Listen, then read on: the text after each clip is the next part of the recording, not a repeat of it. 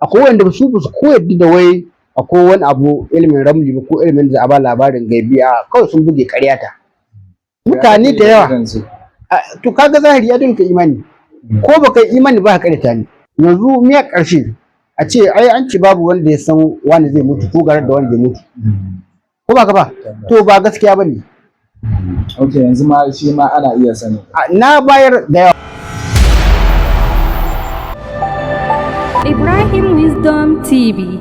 Malam Abubakar ta ka fara waɗannan ayyuka waɗanda za a iya cewa abubuwa ne na ban mamaki sosai, musamman ganin yadda ake baka tambayoyi kuma kake bada amsa kuma abin da aka tambaya wato ko kuma abin da aka bada hasashe akai yake faruwa. Amma wani irin kalubale ne yake tattare da shi irin taurarin nan za ce ko na ramli sabon abu idan ka ce yau abu zai faru sai aka ga ya faru daidai sai ana cewa ko ka waye da sauransu ya kake da irin wannan?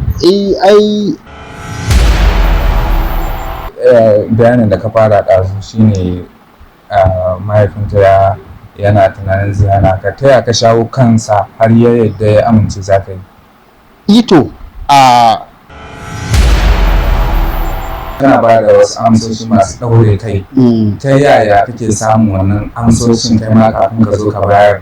Wasu suna zargi aljanu ne a'a rubutawa ake ko kuma akwai wani littafi da kake buɗewa kake samo su ya abin yake ta yaya kake samun wannan amsoshin da kake ba wa mutane?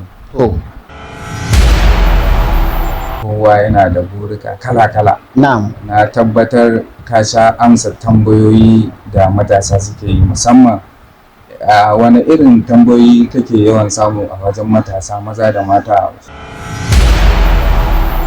To malam an taɓa ma wata tambaya da ka kasa ba da amsar ta ko kuma amsar ta shige ma duhu? Akwai tambayoyin da ba ko yanzu ban ba da amsar su.